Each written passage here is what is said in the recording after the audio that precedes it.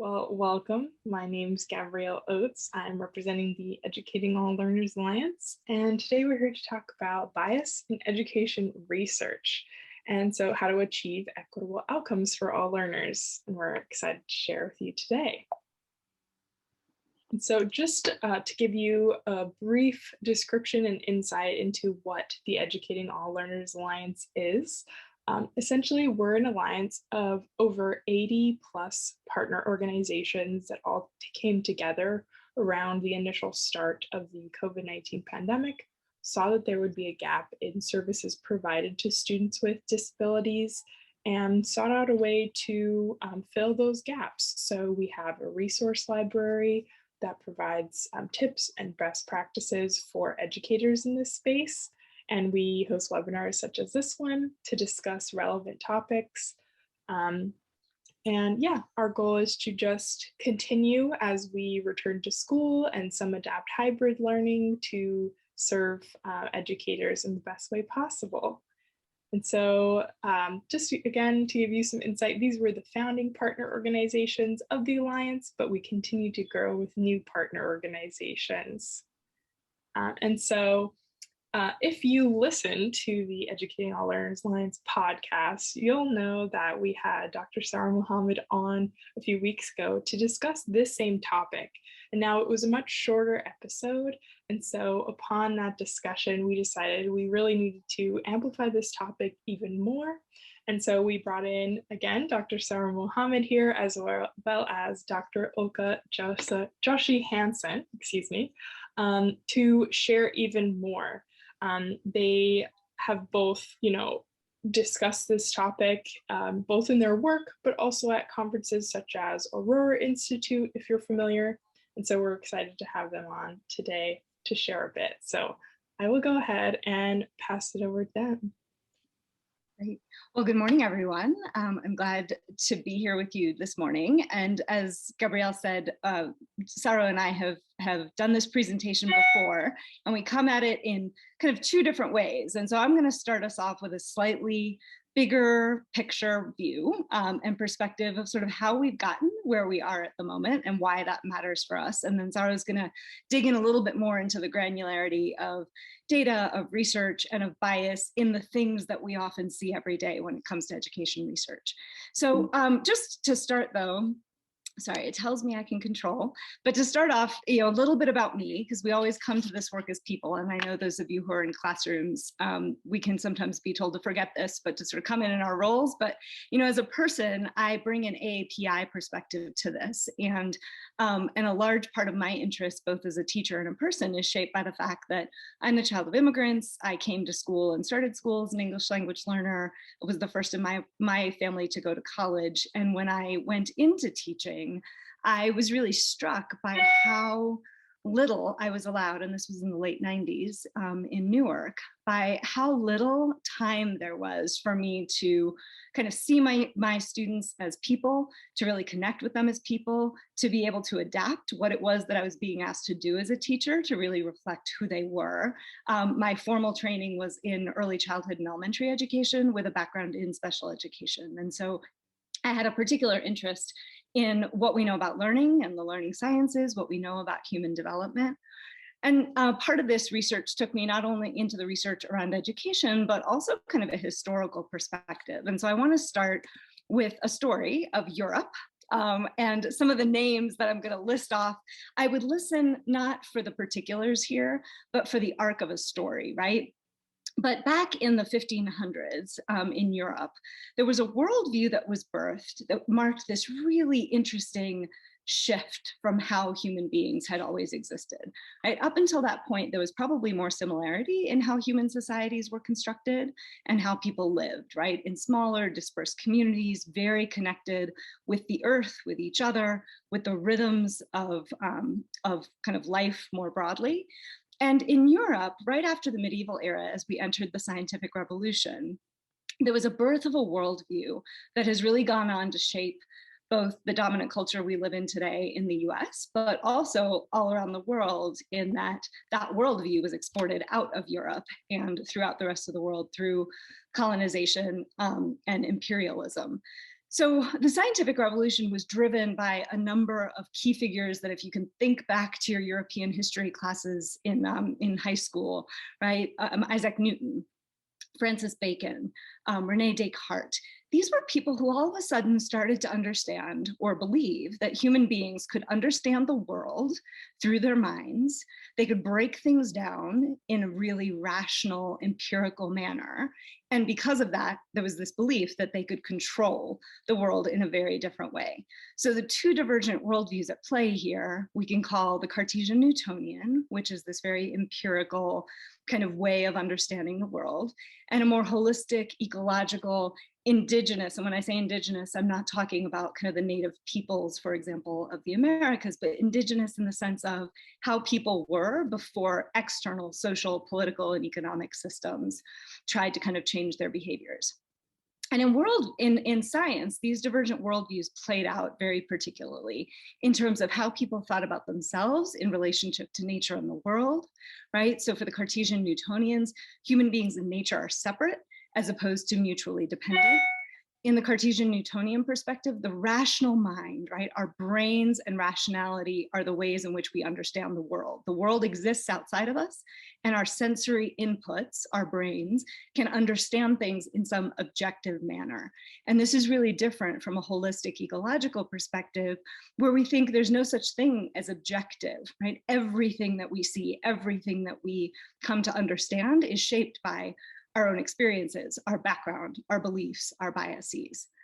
In the Cartesian Newtonian perspective in science, knowledge is a building with solid foundations and fundamental building blocks so that you can actually know discrete pieces of information alone, and they're not related to other pieces, as opposed to a holistic ecological perspective where knowledge is a network of information and it's all related, it's all interconnected, and you can't pull pieces out without shifting the nature of the whole. And for the Cartesian Newtonians, complex systems are the sum of their parts. They're kind of like machines. You can take the pieces apart, put them back together again, and it's the same thing, as opposed to a holistic ecological worldview that sees kind of systems as more than the sum of its parts, as dynamic kind of living ecosystems that you need to be aware of, because if you shift one piece or you look at one piece, you actually are shifting the entirety of the system. And all this matters because divergent worldviews birth kind of these bigger systems and structures that education sits inside of. And this is like a very big table, which you don't need to kind of don't need to sort of go into in detail. But when we think about the world we live in, when we think about our research systems, when we think about the foundations that fund research, the academic institutions that do the research, right? They are influenced by these two worldviews and two very different approaches. And the ones that I'll point out here are this idea of kind of behavioral economics. So this idea that systems are living and that how we behave inside of systems influences the systems themselves. So classrooms are not just these things that you can come into and look at from the outside. Every day, we know this as educators, they're different because the people inside of them are different. I'll point out this idea of kind of a more hyper-individualistic sense of operating versus a more collectivist way of operating. So the idea that we're in it for ourselves versus we're in it for something bigger. And I'm just going to pause here to say that these two divergent worldviews reflect something very interesting, which is the way our brains are structured. And this, I think Saro is going to come back to some of these points, but our right and left hemispheres, they're not about doing different things, right? Both hemispheres are involved in the arts or in mathematics or in reading or in creativity. What's different is how they engage with the world. So we can think of our right hemisphere as kind of the big end of a funnel. It's about holistic processing. It's about understanding the context in which we operate. It's about our bodies, embodied sensations, implicit meaning. Somebody's saying something, but I'm feeling like they mean something different. That's my right hemisphere making sense of that. It's about large flows of information and images and patterns, right? So we begin to engage with the world with our right hemisphere. The left hemisphere kind of takes all of that information and kind of breaks it down and narrows it down. It's about sequential processing, it's decontextualized, it's abstracted, it's about explicit meanings, it's very linear, reductive, and familiar. So when we think about our right and left hemispheres, and we think about a right and left hemispheric way of being in the world, we actually begin to value very different things, right? Instead of valuing things like lived experience or emotions or interconnectedness or nonlinearity, which is connected with a more holistic indigenous worldview, we begin in a Cartesian Newtonian worldview and way of being to care about abstractions, about things that are linear and standardized and efficient. And when we think about our research systems, and when we think about how research is generated and done historically, it's been very much aligned with this left hemispheric perspective. And before I hand off to Saro, I'll just say that these divergent worldviews kind of also have an impact in education in terms of how we think about, and we've all heard about the industrial model of education versus what I would call a more human-centered approach to education.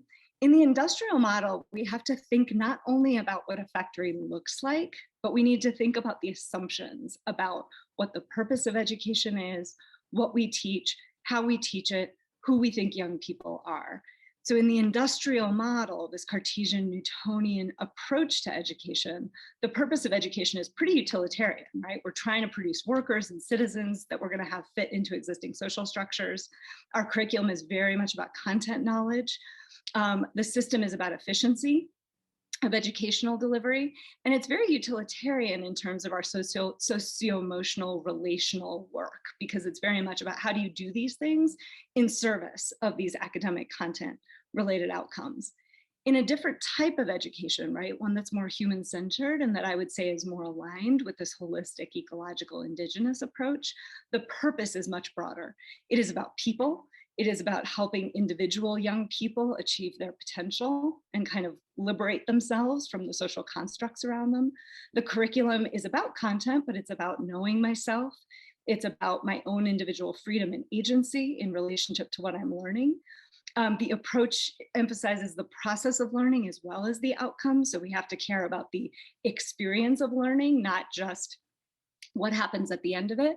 And relationships are really central to the work of developing people. And the way this plays out, this chart is really kind of laying out, and there's a lot under this, and we won't have time. I won't talk about it. If people are interested, we can come back to it. But the three buckets are, roughly speaking, right? The conventional is our industrial model. It starts with the academic. It's very much about core kind of academic work. The social, emotional, and character work exists, but it's very much more about managing young people, about helping them to behave, to sit, to do the right things and behave in ways that we want, as opposed to taking the time to help them kind of self-regulate. The middle bucket, which is this whole child innovative reform, is what I would say 90% of our work today has been, which is we understand what doesn't work in the left-hand side bucket, but we bolt on solutions without actually changing the underlying assumptions and values of the industrial system, right? So we bolt on project-based learning or socio-emotional programs or culturally responsive practice as a way to try and mitigate the shortcomings of the factory model, but we've never actually changed the assumptions.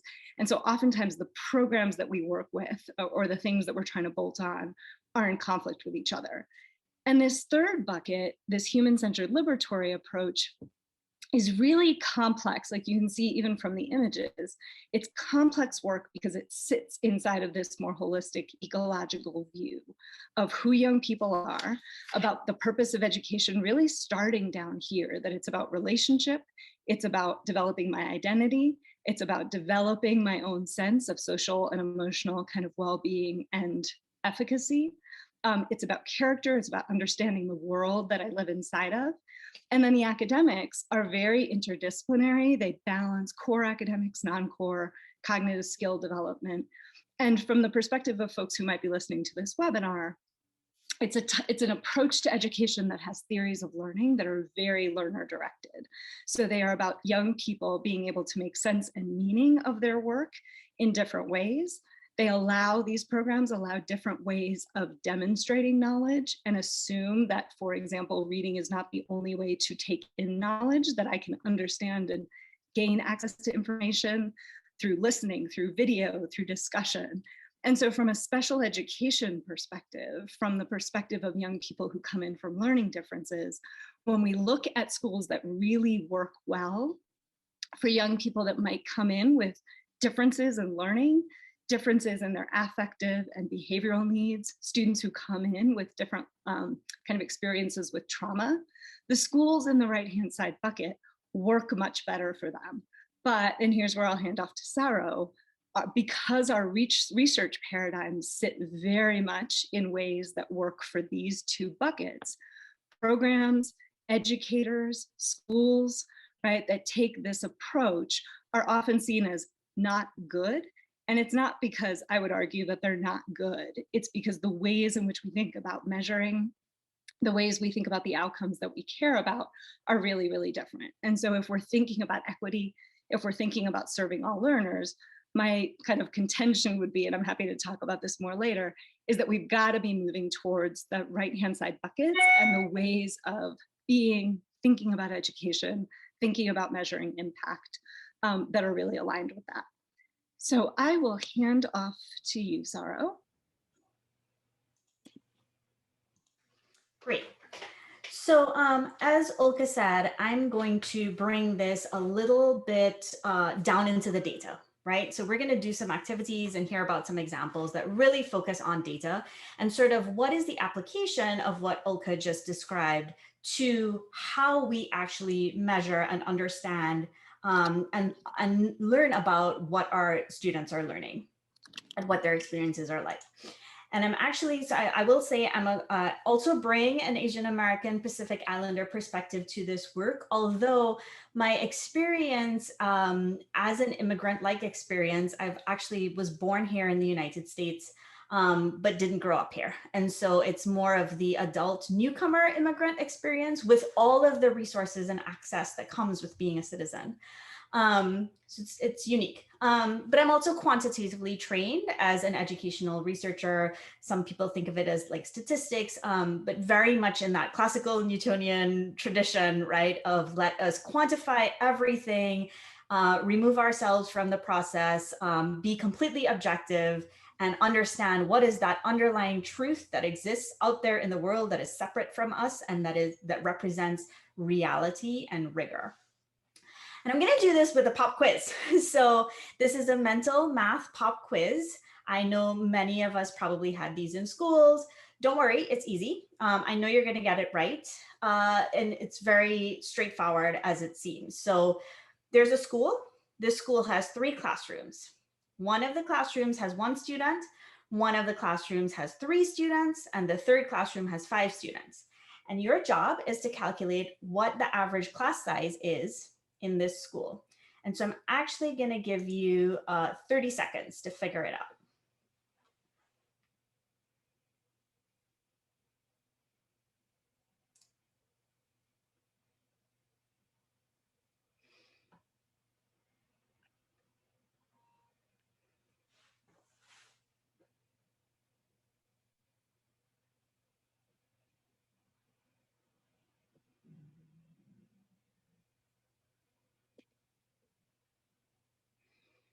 And I completely goofed and I advanced the slide, but I'm guessing that most of y'all got what's up there, right? You got 3. You said 1 plus 3 plus 5 divided by 3 classrooms gives you an average class size of 3.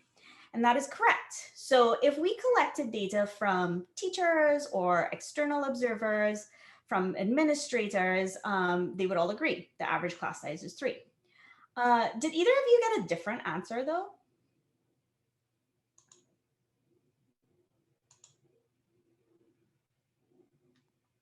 So I apologize for the compressed nature, but there actually is another correct numerical answer to this. So some people think of this as the weighted average, but actually if we collected data from our students, 1 student would say, I have 1 student in my class. 3 students would say, I have 3 students in my class. 5 students would say, I have 5 students in my class. And so if you divided that sum by the 9 students that you collected your data from, the correct numerical answer for the average would actually be closer to 4. It's like 3.89 or something like that. And so this is not meant to be a trick, right? Like the point here is not like, I can make numbers say different things.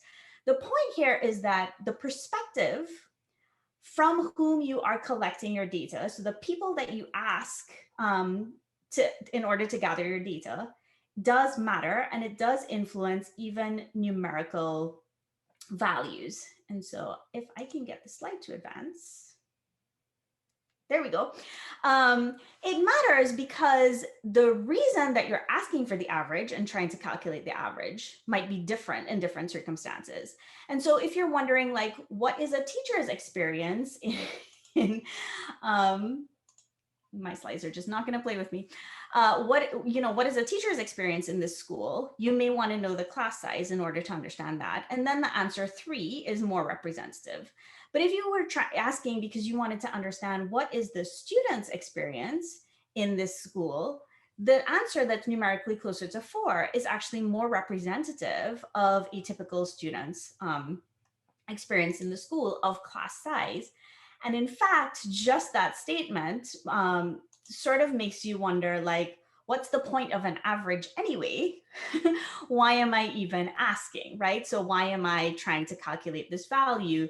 There's nobody in a class with 4 students, right? And so is this really the right question? What am I trying to get at? Another sort of myth that numbers help us feel, or this, I should say, this more post-positivist worldview helps us feel comfortable with, is this myth of parsimony.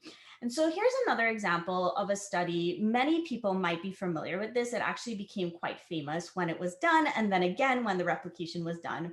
But it's called a marshmallow study. And so basically in the early 90s, these researchers got a group of 4-year-olds together, and they played this game with them. They said, they put a marshmallow on the table in front of the child, and they said, hey, I have to go get something for a little bit, but if you can save this marshmallow till I get back, I'm gonna bring another one with me, and then you get to eat both.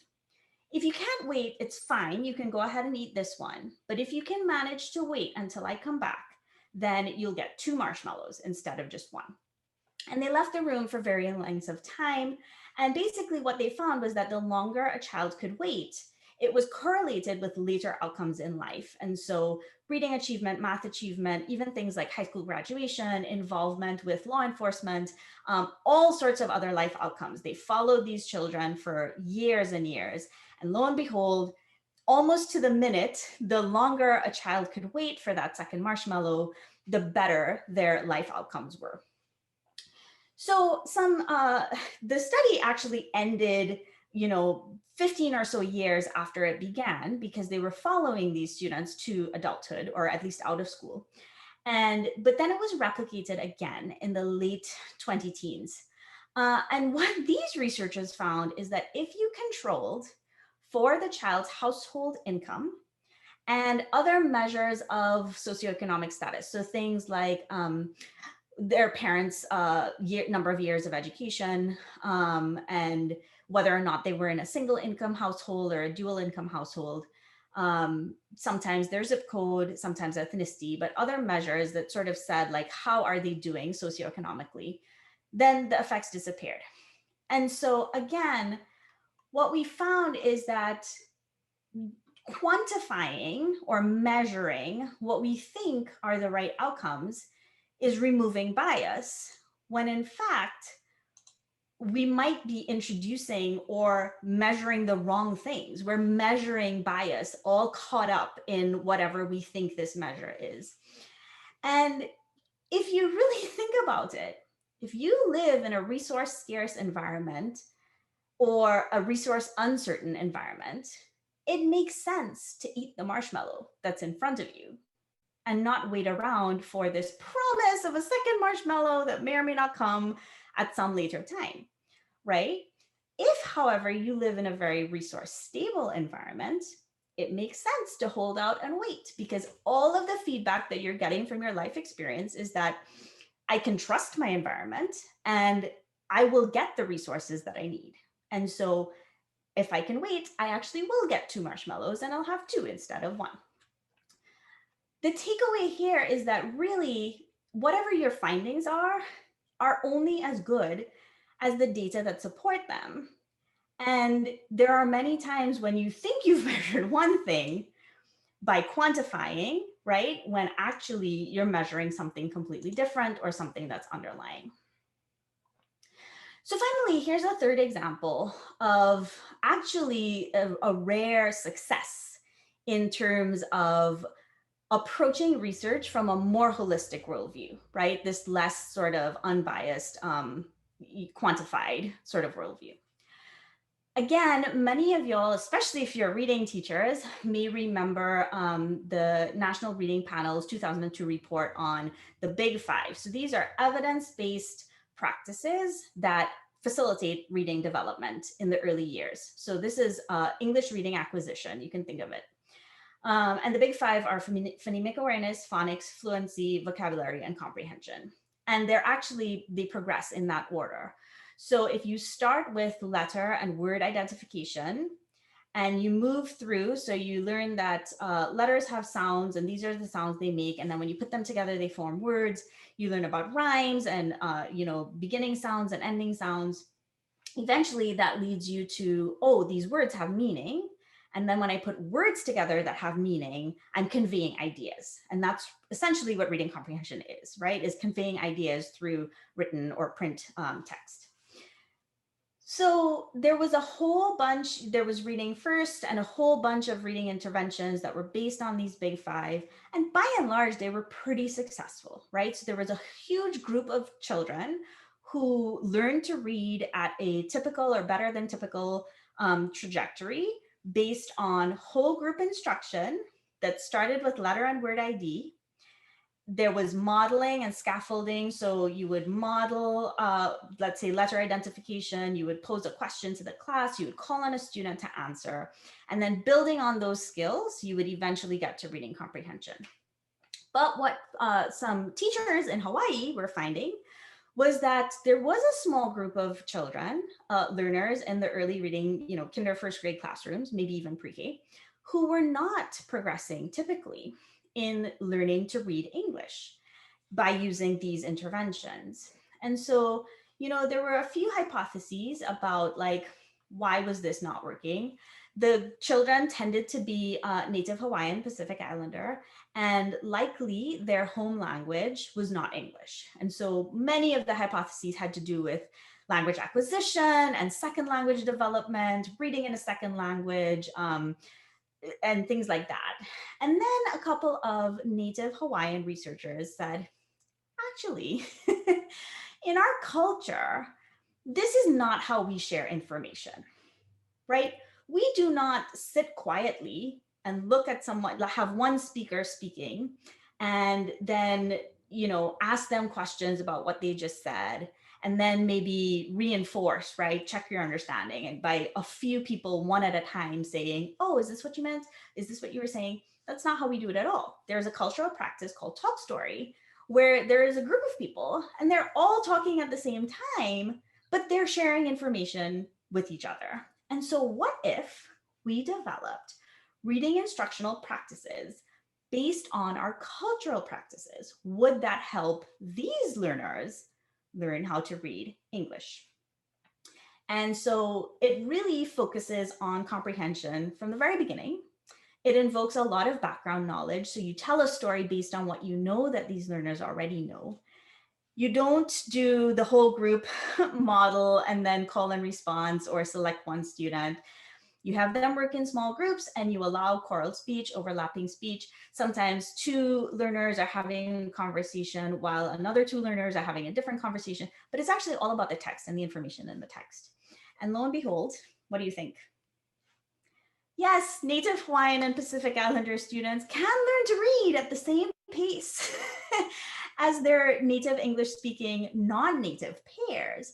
And it had nothing to do with their home language or their acquisition of a second language or reading in a second language. It just had to do with the disconnect between what the intervention practices were or the instructional practices were and what they were used to and what their cultural practices were around sharing and gaining information from each other. So the takeaway here is pretty obvious. What works for one group of learners doesn't necessarily work for all. And it goes back to that sort of Cartesian Newtonian idea of, oh, I forget the word that Ulcca had on the slide, but I think of it as like generalizability, right? And scale. Like beyond the fact that we believe that there's just one truth, right? And we're trying to uncover what that truth is. The fact is, each of us has our own truth, and each of us is living our own truth. And so by approaching research and data from the perspective of we're going to find the thing that works, we're actually blinding ourselves to all of the things that work for individual students. And so I know, or I suspect, your very next question is twofold. One is, how do we ever begin to uncover all of the things that are going to work for each of our individual students? And the other one is, how do I know for myself where my worldview is blinding me to the lived experiences and the cultural experience and the background knowledge that all of my learners have? And so not going to be able to go through all of these, but I do have the links in here, and I encourage you to dig these out, right, and read them and see how they resonate with you. But these are 4 different frameworks that frame either research or evaluation or data in ways that we're constantly asking, where am I missing voice? Prioritizing some types of knowledge over other types of knowledge. Who is silent in my data collection, right? Who is excluded? And so by always focusing on those things, we help ourselves realize that quantification and randomization, it actually doesn't eliminate bias at all. All it does is sort of, it turns the lights off. And so it allows bias to hide and fester and thrive. But we tell ourselves that by using these processes, we're getting rid of it. And so we don't even look for it. If we use these frameworks instead, we're constantly aware that we're always bringing our own bias to the research question that we ask, to the way that we choose to measure, to what we decide to measure, and then how we figure out, right, what's working and what's not, what we define as success or effectiveness. And by constantly asking, like, where is my bias? Where is my bias? Where is my bias? Then you are able to identify your own biases and also begin to eliminate them or counteract them. So with that being said, there are also a few conversation starters. So if you're a member of a data team at your school, or you work with a research office at your district or school system, or if you're in conversations with folks about, like, what are we measuring? How do we know what's working? Might even be conversations with funders. Here are some things, right, that you can be asking yourselves as a group, in that group, to begin the conversation about where might our data actually be squelching equity as opposed to facilitating it, right? How can we ensure that the voice of those most impacted is not seen as separate from and different than valid evidence, right? What do we think of as rigor? What do we think of as valid? How are we being inclusive? How are we making sure that the folks we most want to serve not only have a seat at the table, but we're actually asking them for a seat at their table to make sure that what we think we want to do for them, or what we think represents success or represents efficacy, is actually what they are wanting from the system. And then they get to hear, they have voice and choice and autonomy and the power to really say, like, not only this is what we want, but here's how we would like for you to measure it. Here's what's useful for us. Here are the questions that we want answered. And then here's how we want you to tell our story, right? And here's who we want you to tell the story to. And then finally, there's a little bit of optional homework, because I suspect there are educators in the room. There is actually a data set bias assessment tools. And you can use this for data sets that you already have, or ones that you are planning to gather and collect. It's a link, and you go through a series of questions, and at the end, they give you this table of results. So it focuses, as you can see, on 8 different categories, but it asks the questions in different ways. And you can tell, like, where is there likely to be bias in this data set? And so for this sample that I did, the bias likely lies in who did not respond, and in the questions that we asked, as opposed to who was collecting the data. So who was asking the questions, right? And who did respond. So there are two ways in terms of your sample that you could have bias in your data. And I actually really encourage you to go through this, especially if you have a survey or a data set that you're using routinely in your work, because it really does, between the conversation starters and this assessment tool, I think it really does allow you to I'm sorry, I just completely lost my train of thought. But it really does allow you to be very reflective and really highlight like where are the places that we need to focus on, and how do our biases align with our students that we consider to be most at risk, or the ones that we most want to support and help in our classrooms. So at this point, I think we have a few minutes, maybe 5 or 10 minutes, to just have a discussion. Y'all can ask questions. We have some questions if you want to prompt, but we are going to open it up for anyone. Yeah, if our participants, if there was any questions in particular you had coming into the session, or ideas that you have been discussing in your own work, feel free to let us know. I do really love the analogy you gave about turning off the lights on bias, because like you said, that doesn't make it not exist. It merely makes it invisible to us, so harder to detect. I like that. For visual learners like myself, it really puts it in perspective. I think, and this is, worldview is part of that, right? Is that we sort of live inside of it. We live inside of those biases. And I think that's the other thing, right? It's very easy we can hear this as a condemnation of ourselves or other people, like somehow we're just not trying hard enough to be aware of our bias. And that's not it, right? The analogy I heard someone use is like fish don't know that they're in water, or they don't know the nature of water because it's surrounding them all the time. And we live inside of a worldview that has these assumptions in ways that we don't even recognize. I think one of the interesting conversations about intersectionality is that we do start to see in different ways, like things hit us in different ways. Like as women, we might have one experience. As somebody who's older, we might have an experience. As somebody who learns differently, we might have, where we start to be like, there's something about the water that I'm in that doesn't feel like it's a fit, but it's very easy to sort of attribute that to us somehow, or that there's something wrong with me, as opposed to actually it's something about the nature of the dominant culture and the dominant systems that we have. And those aren't, they're not intentionally chosen every day by people, right? They simply are the water that we're inside of. And so I think it makes it even more important to be aware of it in the ways that make sense and are most important to us inside of our context and our spheres of influence in terms of the questions we ask. And I definitely think, like, in the ultimate irony, right? Quantitative or quantifying things like psychological processes and perspectives and learning was an attempt to deal with that bias, right? It was an attempt to say like, oh, what we're doing right now is imperfect and it is biased. And so how do we remove that bias? And so for many reasons, we felt like, if randomization and quantification are the two biggies, right? There's sort of the gold standard on which rigorous evidence-based research is based.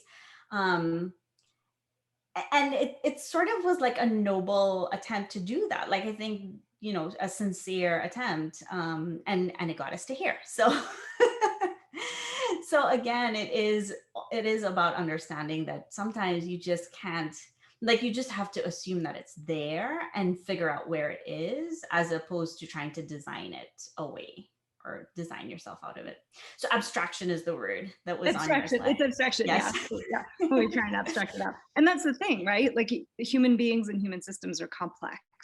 And there's room for, and I always think of the kind of Cartesian Newtonian versus holistic indigenous ecological as a both and, which is there is room for the tools and the metrics and the approaches that we use. Like the global pandemic was an amazing example of how important it is to sort of have those tools, but they can't be at the expense of. It's why I find the right left super helpful, which is the left is in service of the right. The quantitative, the analytic, the reductionist, the abstraction should be in service of the lived kind of human experiences that we want. And we've sometimes flipped that, where the one drives, right? The left is sort of driving the data, the analysis, et cetera, is driving, because we've sort of tried to flatten and almost human proof our systems because we were worried that human beings were biased and, you know, we're doing not great things to kids on all different levels. You're a girl, you're a kid of color, you're poor, you're a boy, right? All those. So, so it's a both and everything in its correct relationship to what we're trying to do and where we're trying to go, which in this case is help every young person, right, thrive. Right. No, and I'm glad you said that, because I do not want at all to come across as anti-data or anti-quantity, right? Like there are so many things that we have done even worse disservices to people by being able to hide the truth, right? One of the few things I agree with that George W. Bush said is the soft bigotry of low expectations. And really one of the things that accountability did for this system, and we can have lots of webinars about the good and bad things that it did, but one of the things that it did do was it showed, right, beyond argument, that this system serves some kids really well and other kids not at all. And if we didn't have quantitative data and we didn't take a quantitative look from that perspective, we would never know, because we would still have the averages and our NAEP scores would go up and everybody would be happy with that. And right. So yes, I completely agree that it's a both and that we should not let go of either side for the other side, but we have to balance them both. Absolutely. And so I'll just share a bit, you know, while we're on this slide. To know more information about ELA, you can go to educatingalllearners.org. But I did want to hop back just to that slide on the checklist that you gave so people can know, because I think this is an amazing resource. And like you said, really encourage people to use it. And so in the comment of this video, or the description, I mean, I'll make sure to link to the other resources as well as this one so people can easily click through. But yeah, I think this is a great resource. So thank you both so much for sharing. And I think if there's no further questions, that concludes the session for today. But again, thank you both for joining us. And yeah, we hope everybody has a great rest of your afternoon. Oh, there we go. The link is in the chat. So feel free to save that now. And yeah, we'll share that with you. Thank you. Thank you. All right, thanks all. Thanks, everyone.